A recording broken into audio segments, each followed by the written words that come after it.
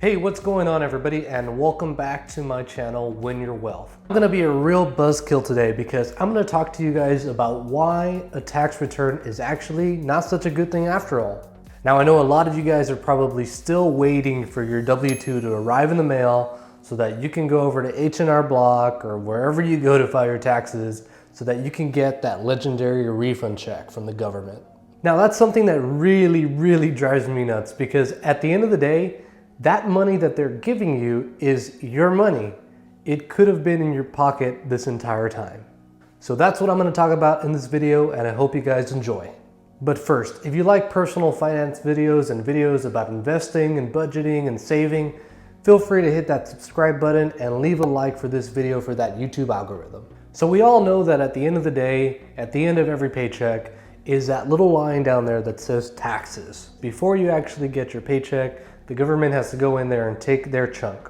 But what a lot of people don't know is that you could actually control the amount of money that the government actually takes out every paycheck. If you typically get a large income tax refund every year, this is how you know that you need to make some of these adjustments. All of that money that the government is giving you in April is really money that you could have had the previous year. So really, when you think about it, what you're actually doing is you're giving the government an interest-free loan. So the government is literally just holding on to that extra money until April comes around, and then they give it to you, and then they pretend like they're giving it to you as if it's not already yours. What I typically recommend people to try to accomplish is to try to get as close to zero as possible, meaning that at the end of the year in April, you don't have to pay the government any money, but you also are not getting a very large income tax return. At the very most, you want to get a couple of $100, but if you can get that as close to zero as possible, that would be the ideal situation. So how do you go about doing that? So if you're an employee of a company, you've probably filled out a W-4 form. Now, you may not have been aware of what that form actually does. You knew it maybe had something to do with taxes or your income. But what this form really does is it tells the government how much you actually want withheld from your paycheck. Now, how precise you are when completing this form will dictate usually how much money you're going to get back or how much money the government is going to ask from you at the end of the year. Now, in that W-4 form, which you can get from your HR department, you're going to find a section called either personal allowances or exemptions. The more exemptions that you claim, the less amount of money that the government will take from each paycheck. Let's do this example.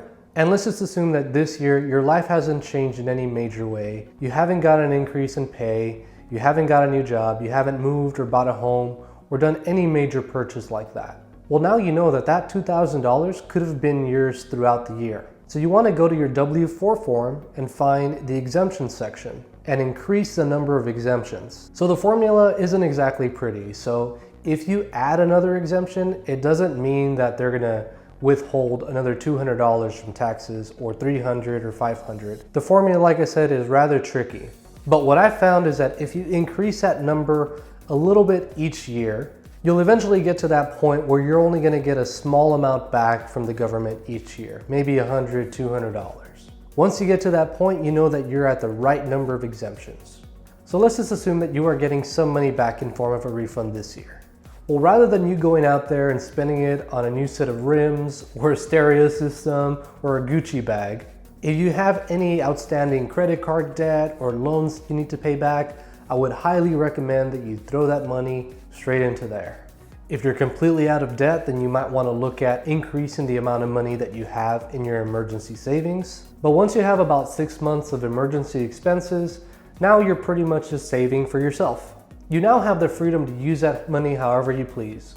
What I would recommend is that you split the money among a couple of things, like maybe investing a little bit and getting a head start on your IRA. If you already maxed out your 401k and IRA, maybe put it in a taxable account. If you're saving up for a big purchase like a car or something that you've always wanted, you can set some of that aside for that. Or maybe you want to use it to take a big trip with your family this summer. Once you're completely out of debt, you have the options to do whatever you'd like with that money. I hope that you guys found this video informative. If you did, be sure to leave a like. How much do you think that you're going to get back this year? And what are you going to do with that money? Let me know in the comment section below. Thank you guys very much for your time, and I'll see you in the next one.